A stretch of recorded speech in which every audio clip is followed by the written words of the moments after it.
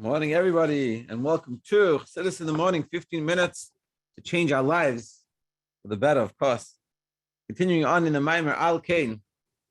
After Eis Ches, we're coming near the close. Just the 4-point cut on.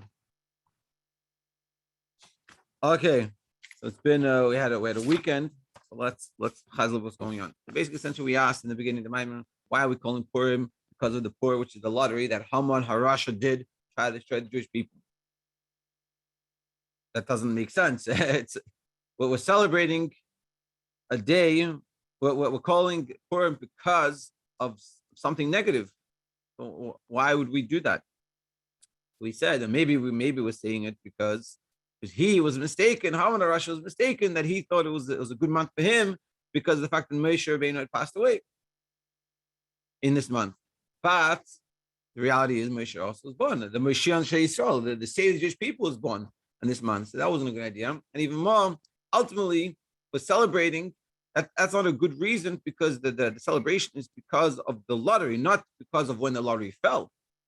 You should not understand what is the lottery, and also the fact that what's the comparison between Yom Kippur and Purim? That Yom Kippur is Purim, like Purim, which means Purim is greater. What's going on over there?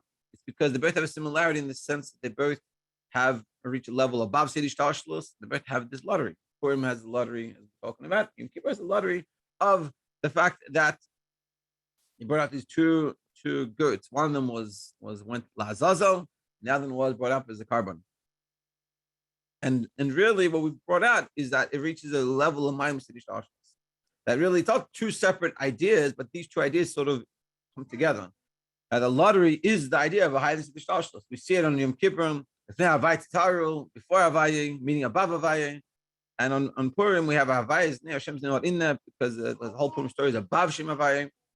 And then we said, not just that it's above Hashem, this name of Hashem, but really it's above even, which is the level of Sedish Tashlos, which is Chachma, but even higher, it's the little pintala on top of the Yud, which is representative of Ratzin, even above Hashem's Ratzin, so to speak. They're reaching a level way above and beyond. And essentially what we're saying is, and the reason why we're calling Purim on this Purim, because this Purim is showing us coming at this level. And so what was Haman thinking? Haman said, after all said and done, in Sedish Tashlos, by nature, the Jewish people are male mitzvahs, are full of mitzvahs like a pomegranate, that any way you open them up, it's mitzvahs, every yid. From the tzaddik, to he said, even one that's not a tzaddik is full of mitzvahs. And therefore he knew that it's never going to work. So what did he do? He tried to reach a level. So he said to himself, let's reach a level that's above our Torah mitzvahs.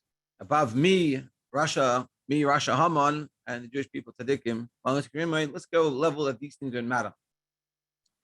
And so he said, but 1 second, the whole story of Purim happened in the time of Achashverosh. What's Achashverosh? Achashverosh is sort of referring, it says in the Medrash, the Achashverosh, the beginning and end of his from Hashem. And it was somewhat a high level of godliness, that the Acharis and Reish Shalai, everything is all godly. He earns, it's his, but still, Pushchur, Pneim Shal Yisrael, dark in the face of Jewish people, meaning it was a tough time for the Jewish people. So why did he have to try to reach a level above Sedish Tashlos, not just above Sedish Tashlos, but way above Sedish Tashlos, even above Achashverosh? The time for the Jewish people wasn't so good. So the reason is because ultimately, well, like we were saying, it's like in the king's palace, and there's a spider making a mess, but it's like in the corner. He doesn't really care that much. But to get destroyed, that's too far. So to speak, saying that he realized that even with Achashverosh, even with the time of people, that they're suffering, but he understood that Im Kol Zeh, as much as on that level of godliness, that God is letting these things happen, that the Jewish people are having a hard time, he's never going to let them get destroyed. It's like God's not going to go that far. And therefore, he said to himself, I have to reach a deeper level of godliness, a level of godliness that the Jewish people don't matter at all. Not one iota, and then I can fulfill my goal, what I'm trying to achieve, destroy the Jewish people. It's a very, very deep idea. But basically, what we're saying is like this, you can say, or you can understand in different terms. Is there a place within God that we do not matter at all? Seemingly there is. And this is what we've been taught. And this is the whole Manis Friedman's whole discussion always, that he's pushing. It does matter, everything we do. Whereas it's hard for people to accept. How can it matter to God? God's way above and beyond this. So we're saying God is way above and beyond this. Well, that's what Haman's trying to do. So is at their point that this is way above and beyond. And if it is, then what happened that we didn't get this straight? Which is what we're going to keep on discussing. Hey, Ches. Just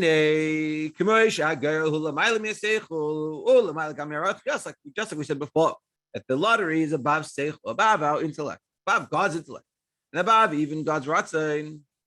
Now we're going to talk about even bechira, even choice, above choice,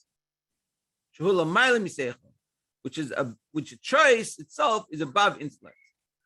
Free choice means that I have the freedom to choose whatever I want.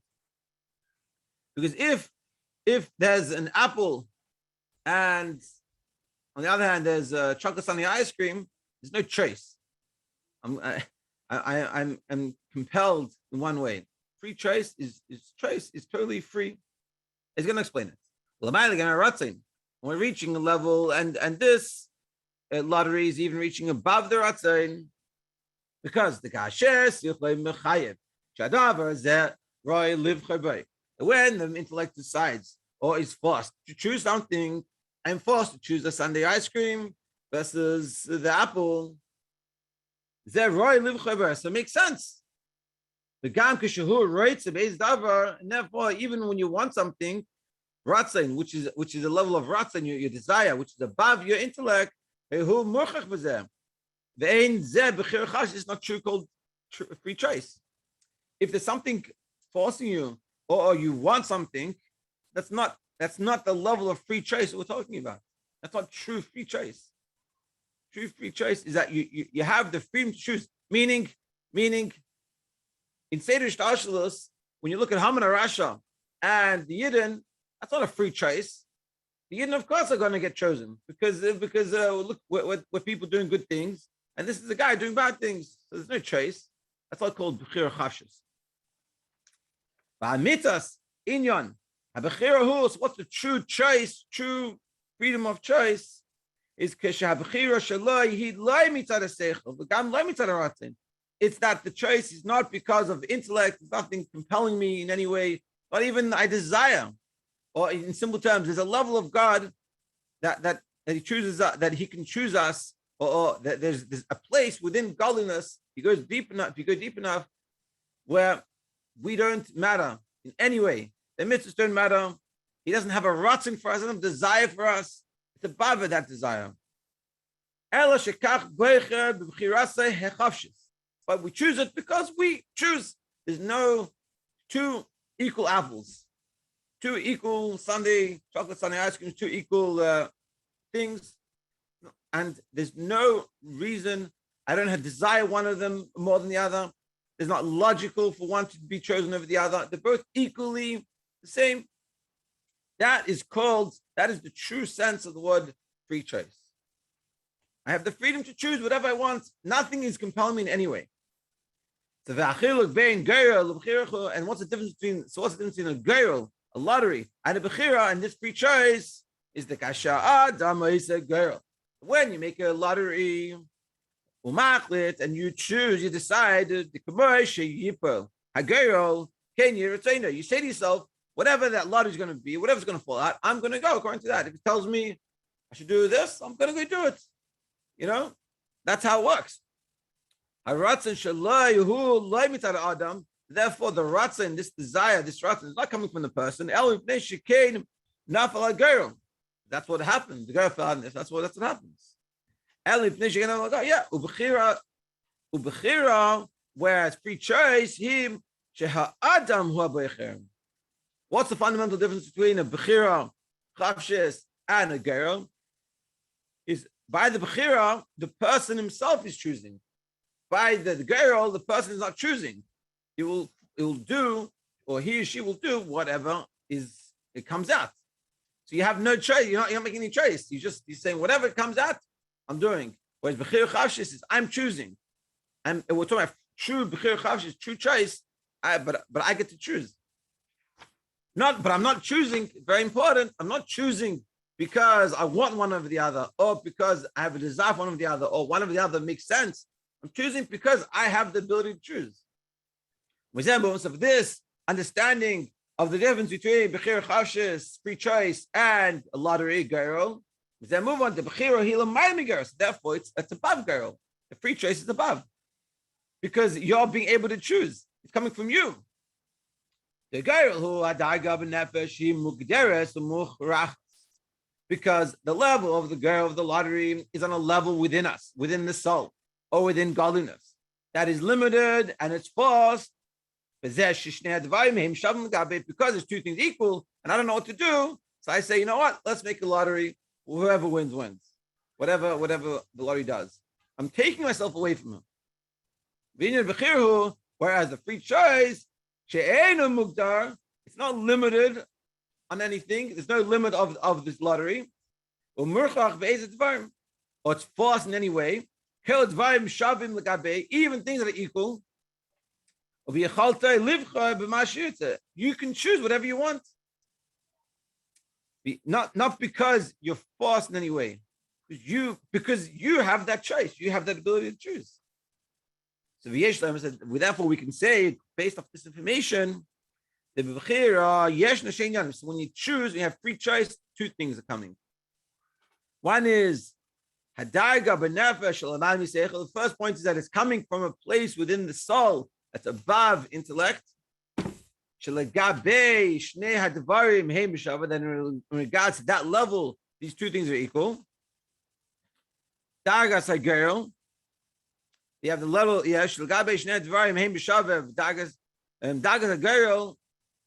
level of the lottery in which a person is removed.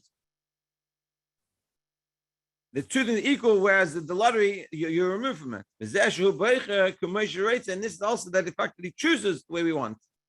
So it's coming from a level, so two things. One is coming from a level above intellect, because there's no intellect behind it. Because intellectually, there's no reason, there's nothing forcing one or the other, it all makes sense. They're all equally the same, which is that sort of the level of a girl, same, also in the lottery, it's the same thing. But then they have a high level of you choose the way you want. Even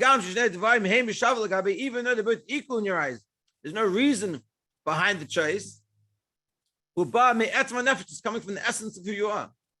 When you have two equal apples and you choose one over the other, not because of anything intellectual, not because you have any desire, just because you chose, that choice is coming from the essence of who you are, the essence of nefesh. And through that choice, the girl, that causes the drawing down of that essence into the girl, into the low level girl. Which is the level that in regards to it, the two equal things. And as a result, also the girl, also the lottery, even in the lottery itself, it can mean two ways. But it ends off, it ends up going according to the bechira, the choice. Meaning it's a very minute idea, but it's a very powerful. Basically, what we're saying is like this: you have the lottery on one hand, and you have the bechira on one hand, a free choice. And they're sort of both seemingly the same thing, where they're both coming at a point where there's free choice. There's not one forcing over the other. But the difference is that when you have a lottery, it's taking you out of the picture, whereas when you have the free choice, it's all coming from you. And therefore, the free choice comes from a deeper level within you. Whereas the lottery, it's just coming from whatever the lottery. You're sort of taking stuff out of it. So what he's saying is like this. Let's go inside because I want to see it in the words. Finish off this ice. Like it says, you guide my lot. What does that mean? So God causes that the lottery falls out according to his free choice. And this is what it says. You'll choose for us our inheritance, Kein Yaakov, the glory of Yaakov. I'm going to explain all this. It's very, very good. The Yaakov, like by Yaakov, it's written by Yaakov. Yaakov is the rope of Hashem's inheritance. Yaakov Avad Achasante. Yaakov is Avad Achasante, meaning the Avad who girl. What does it mean Avad? Yaakov Avad. Yaakov is a girl, is a lottery, is a lot. The Inyan Yivchar, an idea of the choice, is going Yaakov who is Hashem's choosing the Yidden, Yaakov. Meaning like this, that even on the level of girl, of the lottery, the Baba says that they're all equal there. The choice of the Jewish people. Meaning like this. In simple, he's saying like this. Such a powerful idea. He's saying that really, that there's a level of girl, there's a level of Bechira. And in the level of Bechira, by Haman Arasha and the Jewish people are equal, totally equal. There's nothing forcing. They look like two apples or two ants. You don't see any difference, and there's literally no difference. The girl comes and the girl forces something to happen. If we're just hitting the level of the girl causes that whatever's going to happen is going to happen. But what's happening because of God's true free choice, meaning that he's not being forced in any way to choose Jewish people. It's not in Sedish Talshlos where the Jewish people are doing mitzvahs and Haman is a Rasha. But it's talking about a level of godliness that he sees the Jewish people in Haman and Rasha so equal that there's no reason to choose anything else. God's free choice that he has over there chooses the Jewish people, which is a level above the lottery, which causes that when the lottery happens, when Haman comes to try to destroy the Jewish people, he's not successful. Why is he not successful?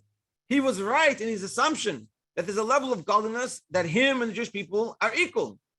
But he doesn't realize that the connection Hashem has to Jewish people, Hashem's love for us is so deep and so connected that even when there's no reason to choose us and it's true free choice, he chooses us.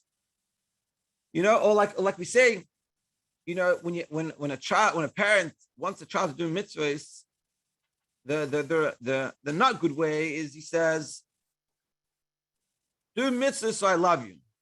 But the good way or the right way is because I love you, do mitzvahs. And this is how it is with Hashem. Hashem loves us. Hashem chooses us from a place that your mitzvahs are worthless. They don't mean anything. It's irrelevant. You and the worst of people in the world you'll ever think of, the worst, most disgusting people that kill the most people are equally insignificant. And on that level, Hashem chooses you. And on that level, he chooses you. And therefore, when the lottery comes, it can never fail. It can never destroy the Jewish people. God can't make it in a way that destroys the Jewish people. So Haman is coming and saying, oh, look, I hit the lottery. Now I made a lottery. I reached a level above, and God doesn't care anymore. And now I'm going to destroy the Jewish people. But he doesn't realize that really what's happening is he's bringing out that even on the deepest levels, that the lottery, that taka the Jewish people don't matter.